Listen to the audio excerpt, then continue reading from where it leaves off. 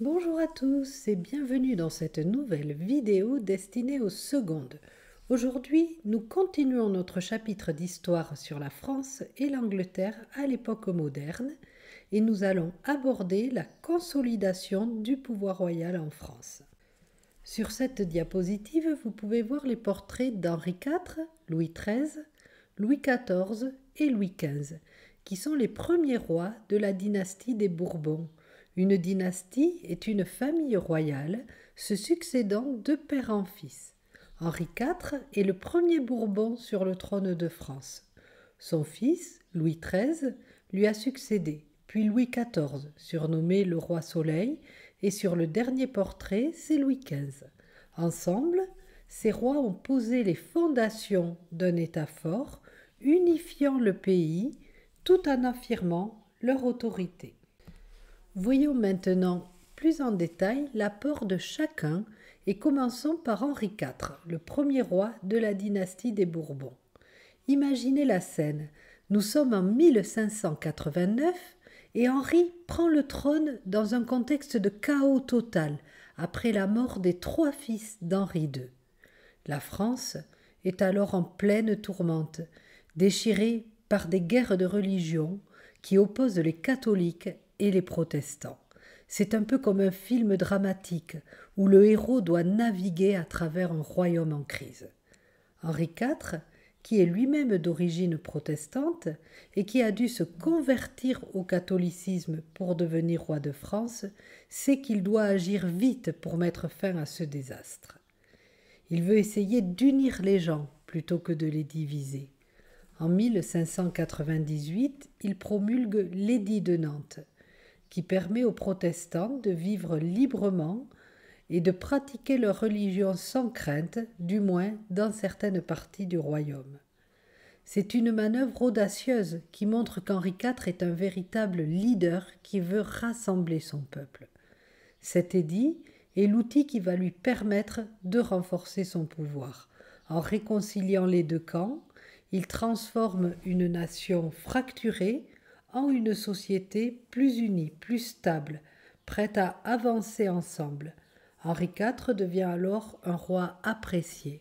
Il est surnommé le bon roi, car il redonne espoir à ses sujets. Après le règne d'Henri IV, parlons maintenant de son fils, Louis XIII, qui prend les rênes du royaume dans des circonstances plutôt dramatiques. En 1610, à seulement 9 ans, il devient roi suite à l'assassinat de son père. Imaginez ce jeune garçon se retrouvant soudain propulsé sur le trône alors qu'il doit faire face à un royaume en plein bouleversement. De plus, Louis XIII avait des problèmes de bégaiement pendant son enfance. Ce handicap a eu un impact sur sa confiance en lui et son image personnelle.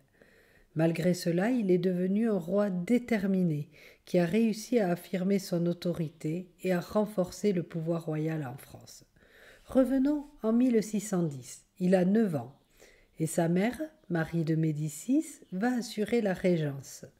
La régence, c'est une période de transition où une personne, souvent la reine comme ici, gouverne en attendant que le souverain soit en âge de prendre le contrôle.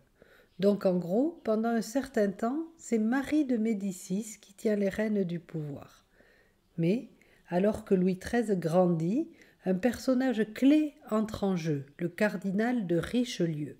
C'est un stratège brillant, un peu comme un mentor, qui va aider Louis XIII à devenir un roi fort et respecté.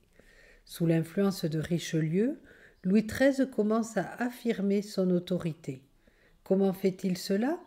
En réduisant le pouvoir des parlements, qui étaient comme des conseils de nobles qui avaient un certain contrôle sur les décisions du roi. En centralisant l'administration, il renforce le rôle de l'État. Ce duo entre Louis XIII et Richelieu marque le début d'une nouvelle ère pour la France, où le pouvoir est de plus en plus centralisé entre les mains du roi. Entrons maintenant dans l'ère de Louis XIV, connu sous le nom de roi Soleil. Il a seulement 4 ans à la mort de son père en 1643, et il se retrouve soudainement propulsé sur le trône de France. Durant sa jeunesse, la régence est assurée par sa mère, Anne d'Autriche, qui est soutenue par le cardinal Mazarin, le nouveau Premier ministre. Cette période est particulièrement tumultueuse, marquée par des conflits internes où l'autorité royale est remise en question.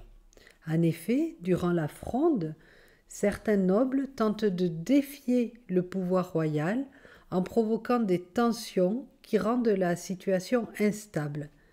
Mais Louis XIV ne se laisse pas abattre. À la mort de Mazarin en 1661, il est enfin prêt à rendre les rênes de son royaume. C'est le début de son règne personnel, et il n'a pas l'intention de laisser qui que ce soit entraver son autorité.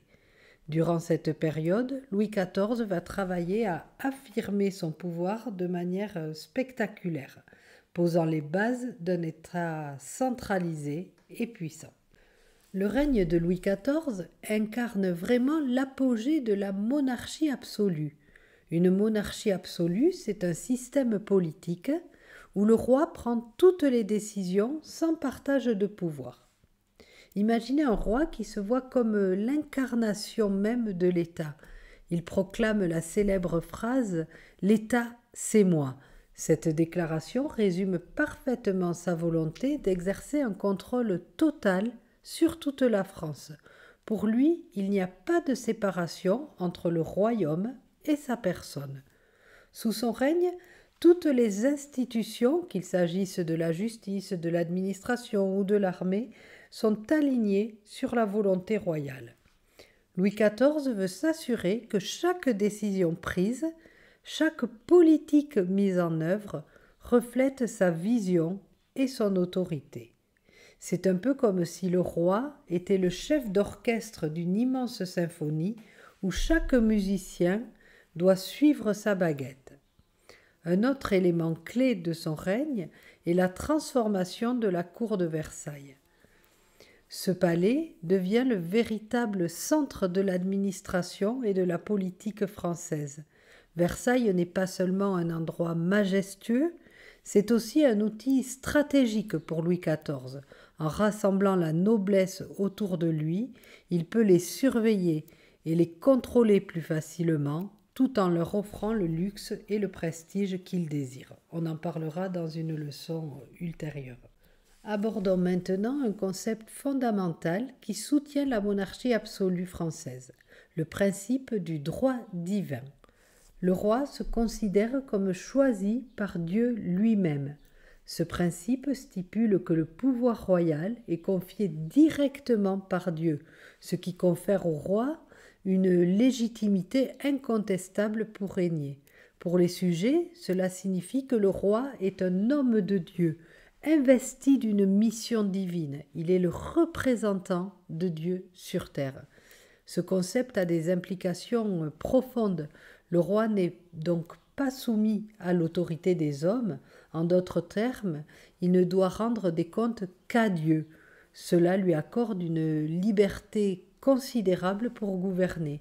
Chaque décision qu'il prend, chaque acte qu'il accomplit est vu comme une extension de la volonté divine. L'Église catholique s'érige en défenseur de l'autorité royale.